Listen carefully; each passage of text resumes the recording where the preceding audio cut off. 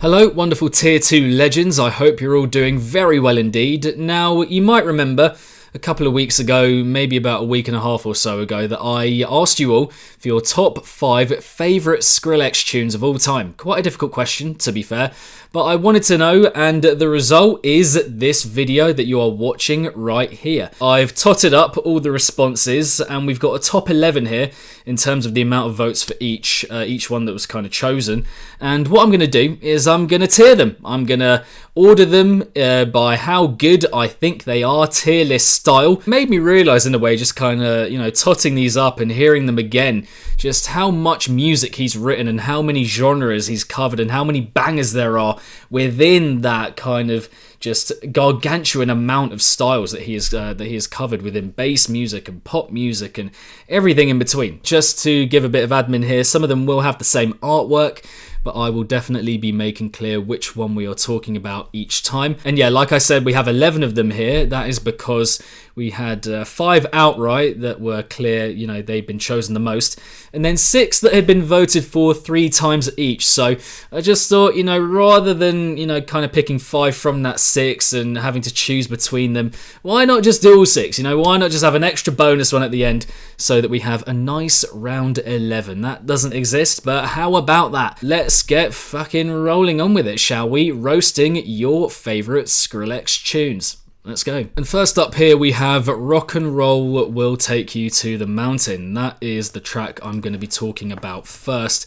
Now, a lot of people talk about and look to Scary Monsters and Nice Sprites as the track that blew SKRILLEX up and that got people knowing about him. It is, of course, from the same EP of that title, Scary Monsters and Nice Sprites. But for me, this song right here, Rock and Roll, this is absolutely, for me, the catalyst when it comes to SKRILLEX kind of blowing up and having people know about him more, because this song has absolutely everything. The ideas are there and they're fantastic. There's a mad breakdown on that front for the second drop. The vocal expertise on show with the vocal chopping and the usual vocals, the samples that we get at the end as well. The production's top notch. It all just kind of ties together, this tune, for me.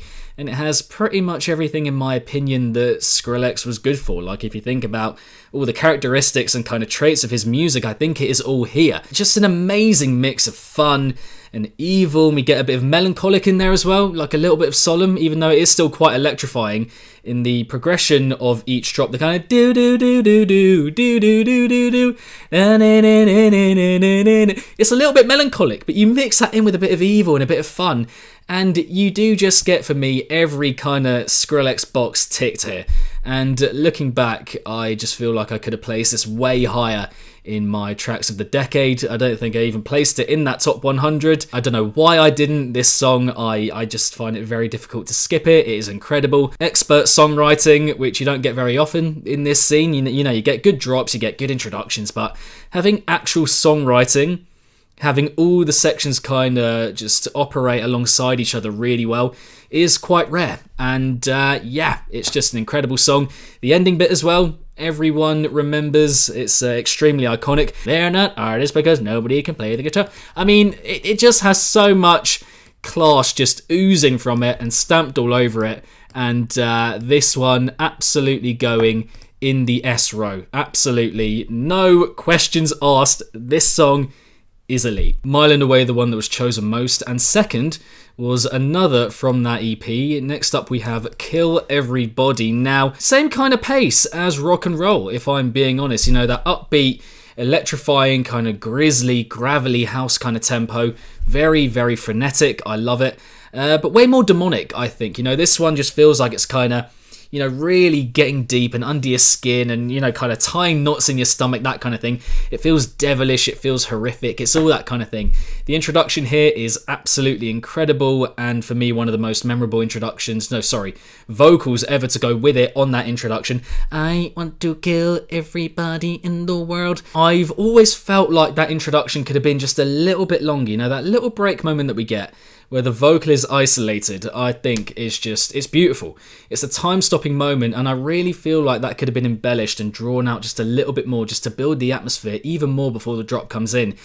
And having that little moment be quite short, I think, sets the tone for a tune that, to me, is fantastic, incredible in a lot of ways, don't get me wrong, but which still does also feel a little bit muddled conceptually. You know, we get motifs here, things that are repeated and that stick in your mind quite readily and easily, and there is a lot of flavour as well, don't get me wrong. You know, musically, melodically, loads of fantastic material on here, and for the most part it is brought together very, very well. But for me, in the heaviness, in those focal points, it does just jump way too quickly, in my opinion, from one thing to another, and as a result just feels a little bit jumbled, like it never knows quite which of its mini ideas to run with, and then it just ends up continually going from one to another and back again, and it just feels a little bit indecisive, like it doesn't quite know what it wants to do. So I'll always love the monstrous overlord kind of vibes here. It feels quite intergalactic, like you know, cruising on a massive, you know, spaceship through time and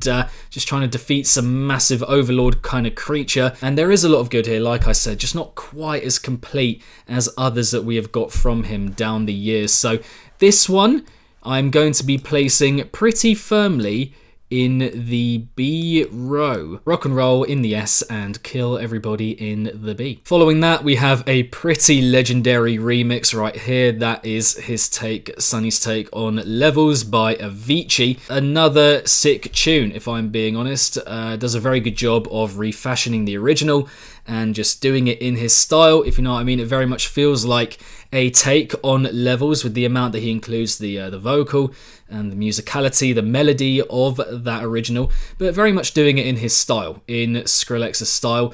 I think the drops are fantastic. I love the repetition from one to another. There isn't that many changes or kind of alterations from the first drop to the second drop, which is good. I like that kind of repetition, and the way that each one just develops in the progression of each drop is so good, mesmeric, just so powerful, emphatic, all that kind of thing. You know, the yoys on show here, the growls, the belches, it's quite a display and outlay of classic and typical Skrillex sound usage and material, if you will. Yeah, I mean, just a very powerful remix. It is masterfully assembled. There's a real concentration on everything working together here, and it just having a very concise feel, never kind of straying or going away and kind of venturing away from the task at hand, if you know what I mean. The task being producing a very together and, like I said, concise remix, which is what we get here. I would say that to me this vocal has gotten a little bit grating and a little bit annoying over time. Just something a little bit too happy about it that grinds on my gears just a little bit, but that's probably just me. You know, most people I think absolutely love it. Not up there with the absolute very elite Skrillex tunes for me, but still madly good, and I can appreciate pretty much everything about it. So this one is going to be going in the A row. There we go. Okay, next up we have what is very likely and quite possibly the first bone of contention here on this video. This is Supersonic with Noisia, Josh Pan and Dylan Brady. I think back on and about the catalogues of the producers, the respective producers involved here. The two big ones here, Skrillex and Noisia. I think back about everything they've made, and it still just confuses me a little bit that something this simple is the result of these collective minds kind of coming together and making music.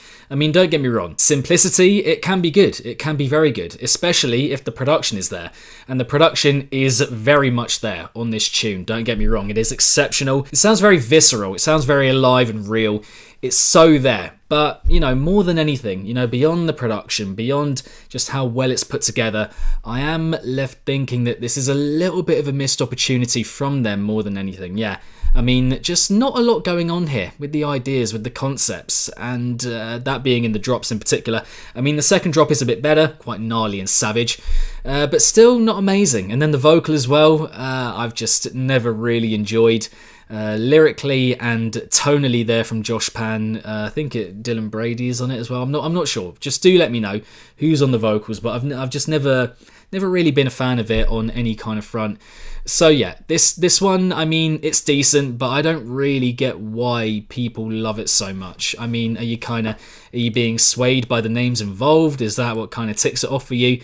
Or is it just a tune that you actually do love? I mean, if so, Do let me know in the comments down below. I want to know why you love it. I want to know what you love so much about it. But this one for me, with respect to the other ones I'm going to be talking about here, is going to be placed in the D row. Sorry, but I just have to. Okay, next up we have another undoubted classic hit from him. This is Bangarang. Now, this tune for me is the height of the pop and dubstep crossover. Another track that for me, kind of like rock and roll, different in style, and I think this one shows how his production in particular has matured and come along in quite a long way.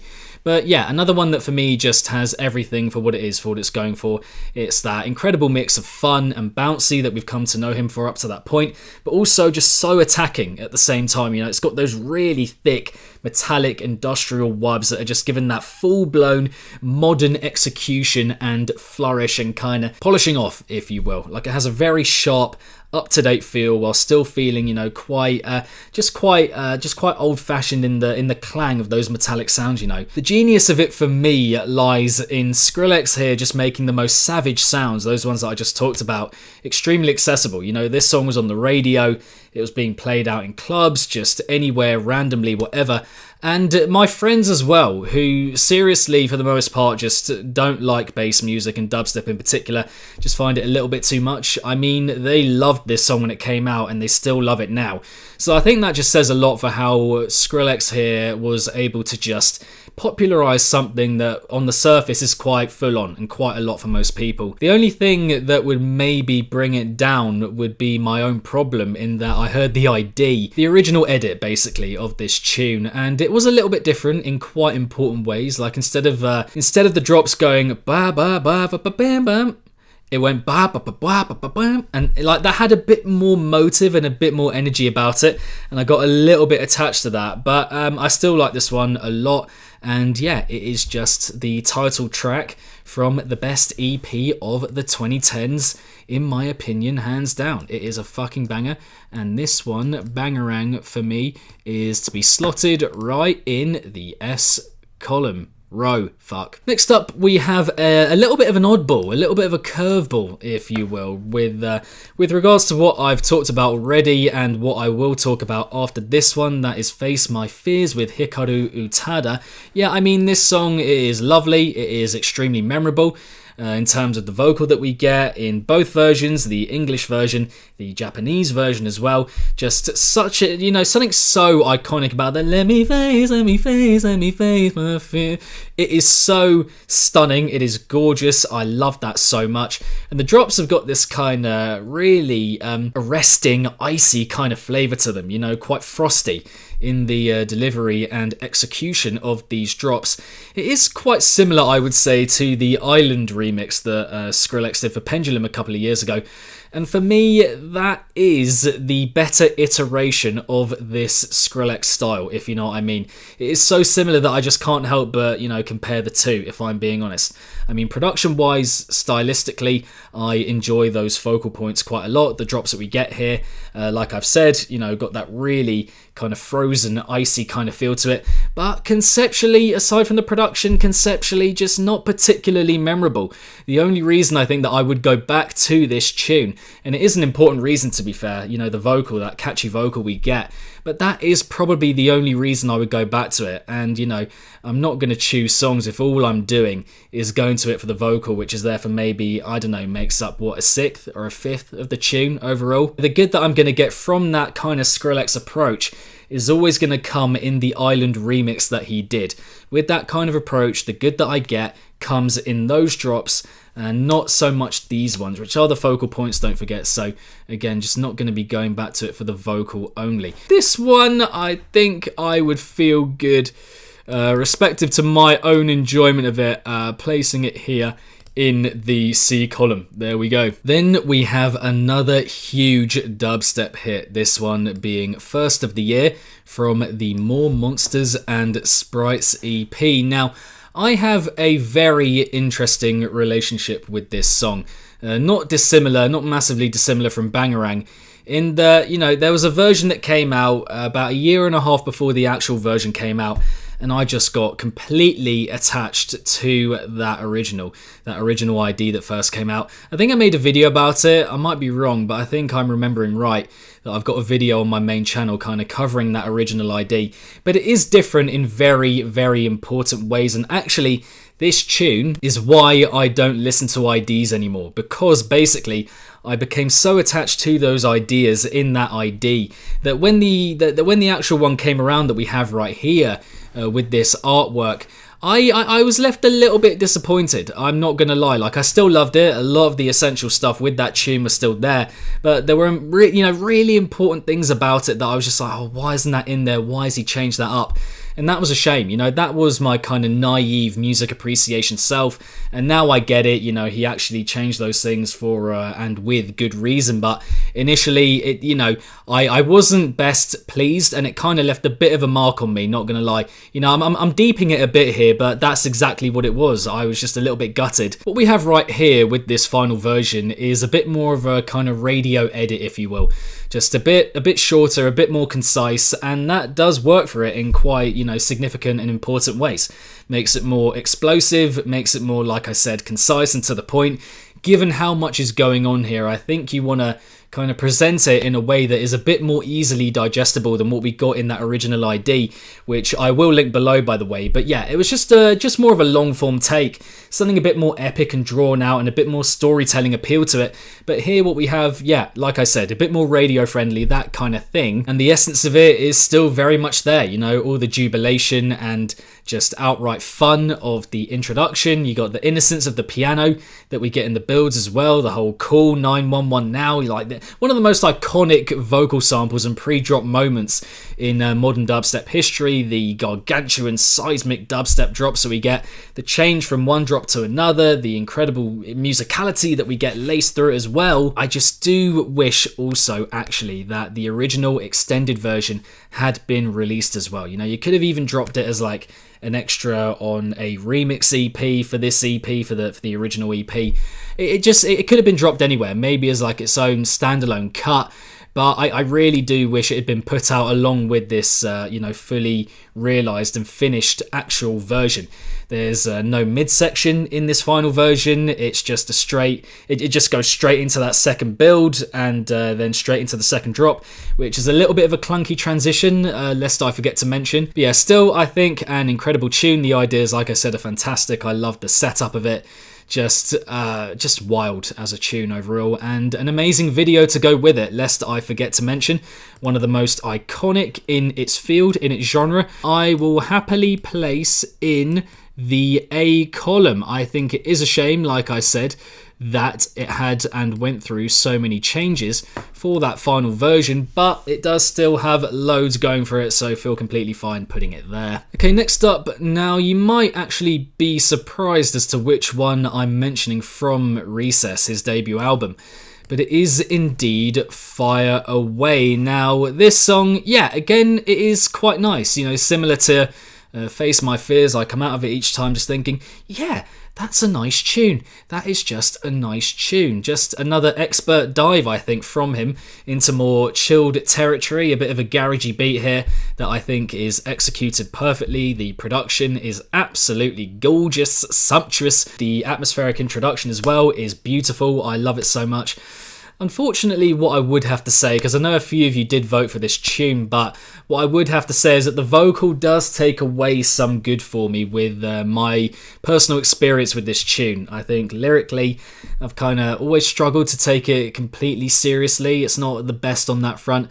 And I'm not sure also that Sonny's voice fits here that well. I think Sonic may be a little bit more delicate, may have worked a little bit better. And I think the vocal chopping section that we get kind of midway through, maybe a third of the way through, something like that, does show that and make that clear in a very apparent way.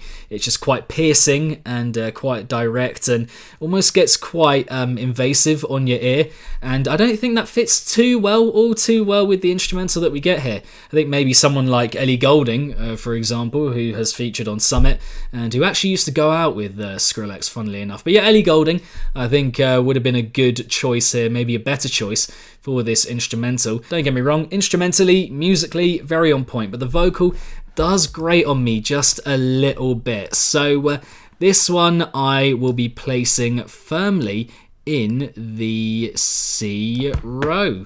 There we go. Okay, next up we have another absolute rip snorter of a tune, this one being Make It Bun Dem featuring the legend that is Damian Marley. I mean, for me, another absolutely iconic track. You know, what a crossover, what a collision of musical worlds, if you will. I mean, if you told me when I first started listening to SKRILLEX that he'd be featuring these kind of people, I would have laughed in your face, if I'm being honest, but now it's just completely normal for him. This kind of crossover is just standard for Sonny the Guy.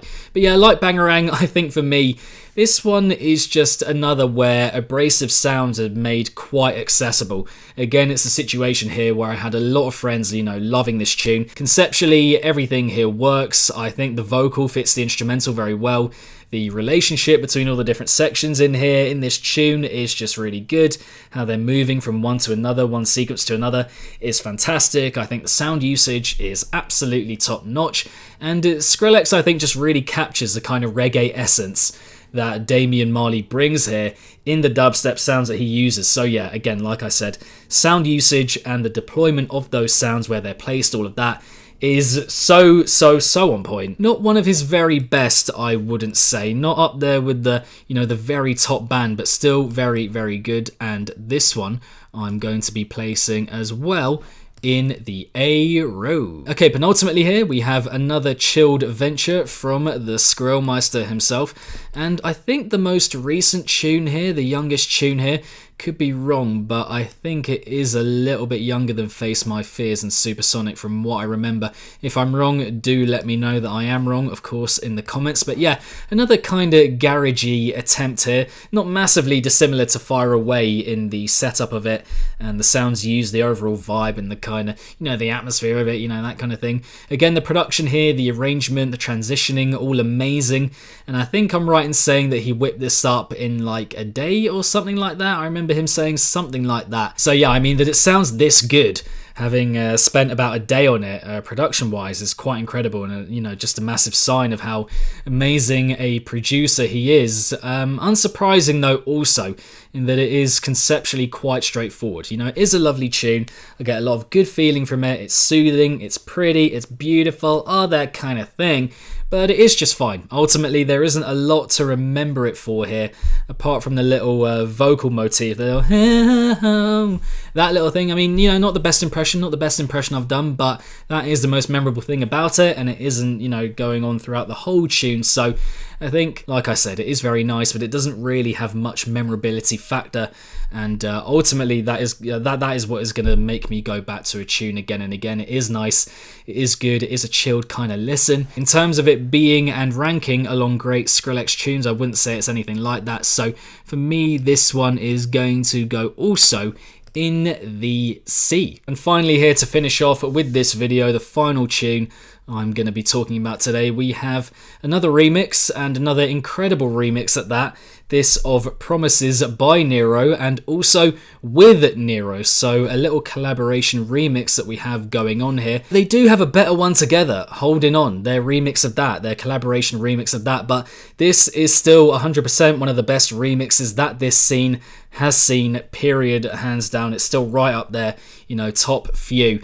Just the way that they refashioned this vocal is just, it's so impressive. Already that vocal by itself on the original is incredible, has a very iconic feel to it, already classic, but the isolation even more so that we get with it here, you know, just that, the vocal and the piano that we get at various points, the way it builds up with the vocal in the builds towards the drops that we get here, just gives it even more of a timeless feel. It really is so incredible how they do that, how they extract every bit of epic flavour from that vocal. So well done. The first drop, we get a pretty simple kind of lead up towards it with the vocal, but then with the midsection tying into the second build, super drawn out, really, you know, kind of stretched out and built on expertly, and yeah, it's just super well done. That is where the vocal is realised most. And then the drops as well, they're emphatic, they're gnarly, they're varied in terms of sound usage, a lot of expert musicality on show as well, all sorts of different saw-like and viper-like laser sounds going on,